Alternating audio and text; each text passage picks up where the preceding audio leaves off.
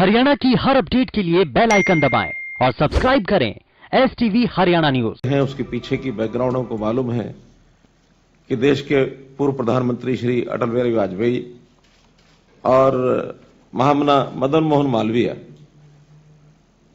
उनके जन्मदिन के अवसर पर इसको सुशासन दिवस कहकर के मनाते हैं।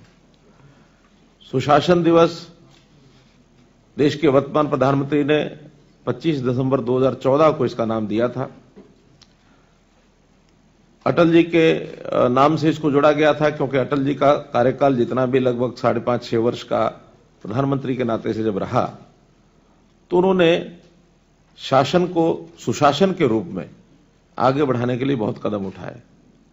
शासन तो चलता ही है, अब वो शासन के नाते चलेगा केवल या कहीं कहीं कुशासन की भी घटनाएं होती देखी जाती हैं। उसी को शासन को सुशासन कैसे किया जाए, इसके लिए नई प्रौद्योगिकी के इस जमाने में नई नई विधाएं, नई नई कार्य पद्धति कि जनता को कैसे, नागरिकों को कैसे सरल रास्ते मिले अपने जीवनचर्या को जीने के। उसके जीवन में बहुत प्रकार के काम सरकारों के साथ पड़ते हैं, तो शासन के साथ उसका जो संबंध आता है उसका तरीका कठिनतम अगर है तो सरल कैसे किया जा सकता है। तो ऐसा सरल शासन सुशासन के रूप में ये करने के लिए यानी मदन मोहन मालवीय जी ने भी कहा कि राष्ट्र की उन्नति तभी संभव है जब जन जन सुशिक्षित हो।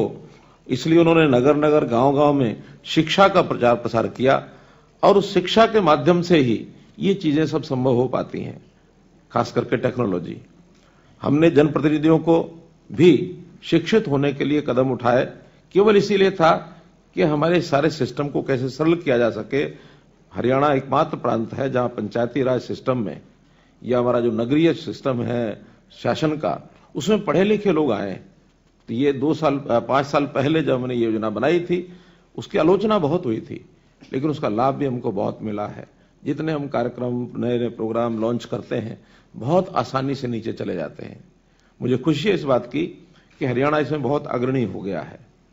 पिछले वर्ष 2019 को जब गुरुग्राम में इस कार्यक्रम को राज्य स्तरीय कार्यक्रम वहां मनाया गया था, वहां से मैंने भाषण दिया था। मैंने कहा था कि अगला वर्ष हमारा 2020 का ये सुशासन संकल्प वर्ष रहेगा और मुझे खुशी है कि हमारे सब लोगों ने मिलकर, उसमें अधिकारी भी हैं, कर्मचारी भी हैं, प्रत्यक्ष काम करने वाले,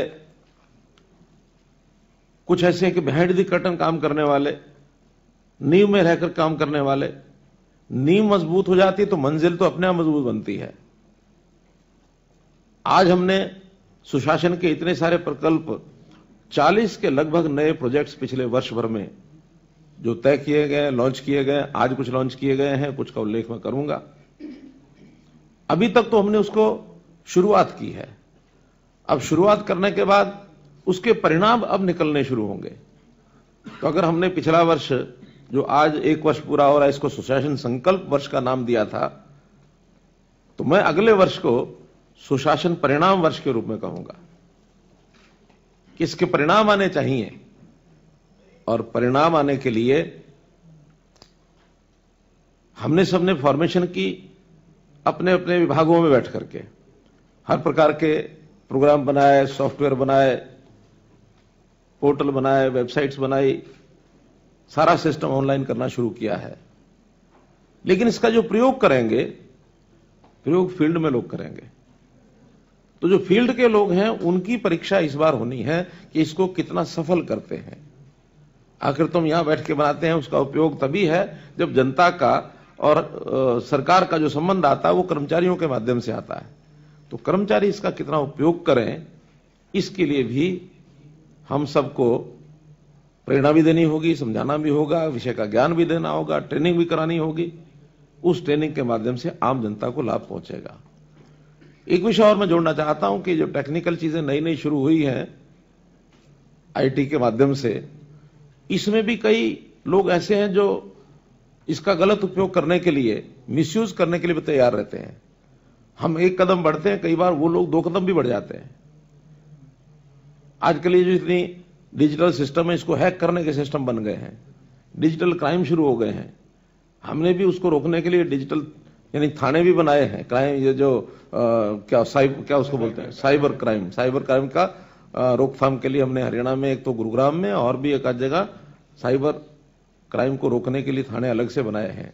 लेकिन इन चीजों को साथ साथ चलता रहेगा। हमने तो आखिर जनता को सुविधा पहुंचानी है, और जब जनता को सुविधा पहुंचानी है तो ये सब काम उसी दिशा में हमको लेके चलना होगा। सुशासन अपने आप में ये कोई एक घटना नहीं है, काम नहीं है, ये एक दिशा है। आज हमने इसको शुरू किया है तो हमें को एक मानस बनाना होगा कि लगातार इसको सफल करते हुए और इसके अंदर नए नए जो बदलाव होते हैं समय समय पर, उस बदलाव के साथ भी इसको आगे बढ़ाते रहना पड़ेगा। और इसके लिए वातावरण भी ऐसा बनाना पड़ेगा, इंफ्रास्ट्रक्चर भी खड़ा करना पड़ेगा। बिना इंफ्रास्ट्रक्चर के भी कई बार चीजें संभव होती नहीं है। तो उस अनुसार नई योजनाएं, जो हमारे कर्मचारी हैं उन कर्मचारियों की ट्रेनिंग, रैशनलाइजेशन, इसकी ओर भी हम आगे अगर बढ़ेंगे तो निश्चित रूप से इसका हम लाभ उठा पाएंगे। जो अभी तक पिछले वर्ष भर में काम किए गए, मुझे ध्यान में है कि 2015 से ये शुरू कर दिया था हमने, बल्कि 14 से ही 25 दिसंबर 2014 को हमने सबसे पहला ई रजिस्ट्रेशन का कार्यक्रम शुरू किया था, अगर याद हो तो। उसी रजिस्ट्रेशन को आगे बढ़ाते बढ़ाते आज हम स्थिति पर ले आए हैं कि आज हमारी जो रजिस्ट्रियां हैं वो बिना किसी बाधा के, और उसके अंदर जो गलत काम होते थे उसको भी हम रोक पाए, तो आज उसका बहुत बड़ा लाभ हमको हुआ है। उसके लिए एक आध सूचना हमारे नए कार्यक्रमों में भी आज घोषणाओं में मैं जरूर करूंगा। तो हमने उस समय शुरू किया था, फिर हमने हरियाणा में कितने ही ऐसे पोर्टल बनाए। अभी जो जन सहायक मोबाइल ऐप जिसकी भी चर्चा की गई, उसके अंदर हर प्रकार के ऐप एक ही स्थान पर हमको मिल जाएं, तो जन सहायक ऐप के माध्यम से हर एक डिपार्टमेंट के ऐप सारे उसमें मिले, ताकि नागरिक को किसी एक ही विंडो पर जाने के बाद हर प्रकार की सुविधा कहां से जाना वो सब करेंगे। आज हमने बहुत से अवार्ड जो अभी जो घोषित किए थे पिछले वर्ष के सुशासन के नाते से अच्छे काम करने वाले जो लोग होंगे उनको अवार्ड देंगे। उसमें ई संजीवनी का भी एक अवार्ड दिया गया है। ये प्रोग्राम भी हमारा अच्छा हुआ।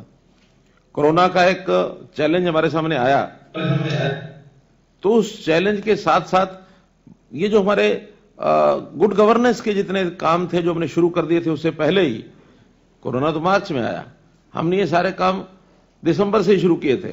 तो उसकी जो भूमिका थी हमें उस समय भी उपयोगी सिद्ध हुई, बल्कि हमारे तो वो टेस्टिंग एक पीरियड हो गया कि उसके अंदर बहुत सी चीजें टेस्ट हो गई, और टेस्ट होने में उसका हमने उपयोग किया और उसके लाभ बहुत हमको मिले हैं।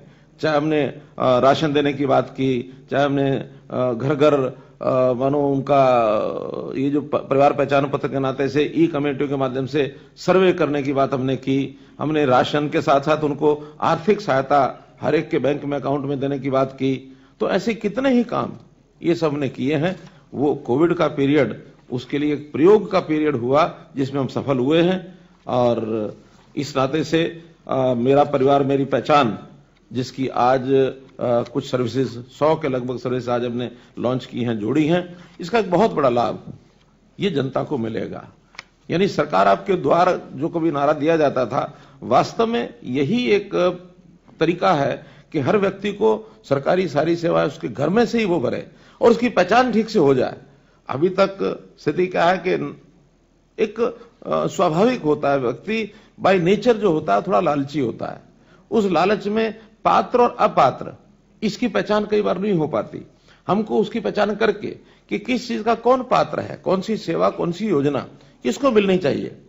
कई बार जिसको मिलनी चाहिए उस तक पहुंचती नहीं है और दूसरे आदमी उसका दुरुपयोग करके ले जाते हैं।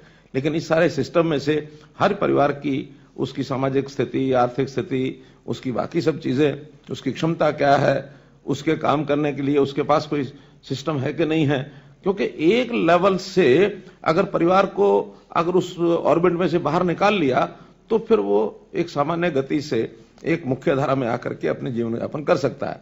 अदरवाइज वो एक विशेष सर्कल में फंसा रहता है। उसके अंदर ना अपने बच्चों को पढ़ा पाता है, ना अपना रोजगार कर पाता है, ना परिवार के सदस्यों का इलाज करा पाता है, क्योंकि उस सर्कल में ऐसा फंसा हुआ है कि उसमें से उसको कुछ सूझता नहीं बाहर कैसे निकले।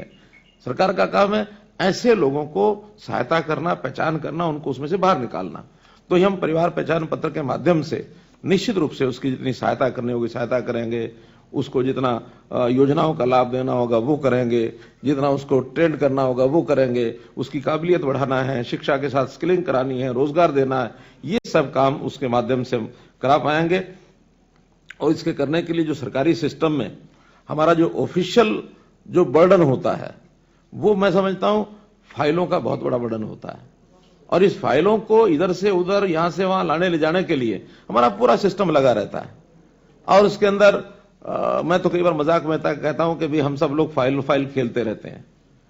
तो इस सिस्टम को भी थोड़ा सुचारू ढंग से व्यवस्थित करने के लिए ये जो ई ऑफिस की कल्पना हमने की है, एक बहुत एक अच्छी योजना है जिसको हम आगे बढ़ा रहे हैं। और आज हमने सभी डिस्ट्रिक्ट्स के अपने ऑफिस ई ऑफिस कर दिए हैं। शुरुआत हमने की थी एफडी से, चीफ सेक्रेटरी ऑफिस से, मुख्यमंत्री ऑफिस से, बल्कि सबसे पहले तो मुझे याद आ रहा हमारा जो आईटीआई का जो डिपार्टमेंट है इंडस्ट्रियल ट्रेनिंग, उन्होंने अपने आप को ई ऑफिस किया था, लेकिन कुछ कठिनाइयां आने के कारण से बंद हुआ, क्योंकि जब तक ऊपर के विभाग ई ऑफिस नहीं होते हैं तब तक नीचे संभव होता नहीं है। इसलिए अब सारे ऑफिस ऊपर से लेकर नीचे तक ई ऑफिस होने लगे हैं। और इससे अब कौन अधिकारी और कर्मचारी वो उस फाइल पर कितना जल्दी काम करता है, क्या वो काम कर रहा है, उसकी मॉनिटरिंग भी बहुत आसान हो जाएगी। पहले तो ये मॉनिटरिंग नहीं होती थी, हमारा फाइल ट्रेसिंग जो सिस्टम होता था उसमें से भी कभी कोई देखता था कभी नहीं देखता था, या अगर फाइल चलती भी रहती थी उसकी ठीक से एंट्री नहीं होती थी। अब फाइल की मूवमेंट ई ऑफिस होने के बाद अपने आप हो जाएगी। बल्कि आज तो ये देखा जा सकेगा कि कौन अधिकारी कौन कर्मचारी कितनी फाइलें निकालता है, किस स्पीड से निकालता है। कुछ कर्मचारी ऐसे भी मिल सकते हैं प्रदेश में जिनके पास नाम से तो वो क्लरिकल पोस्ट से क्लास सी क्लास बी का अधिकारी है, फाइल शायद दिन में एक भी नहीं पहुंचती होगी, या महीने में अगर एक आध पहुंचती हो तो वो गनीमत है, वो सारा महीना ऐसे ही काट देता अपना। लेकिन इसमें से ट्रैकिंग हो जाएगी, उस ट्रैकिंग के आधार पर किस व्यक्ति के पास कितना काम है इसका मूल्यांकन हो जाएगा। और अगर ई ऑफिस के माध्यम से काम कोई कर्मचारी अधिकारी नहीं कर रहा तो रैशनलाइजेशन में हमको सोचना पड़ेगा कि उस पोस्ट को भी रखा जाए कि ना रखा जाए, क्योंकि अदरवाइज आज हमारे 3 लाख के लगभग कर्मचारी हैं, सैंक्शन पोस्ट 4 लाख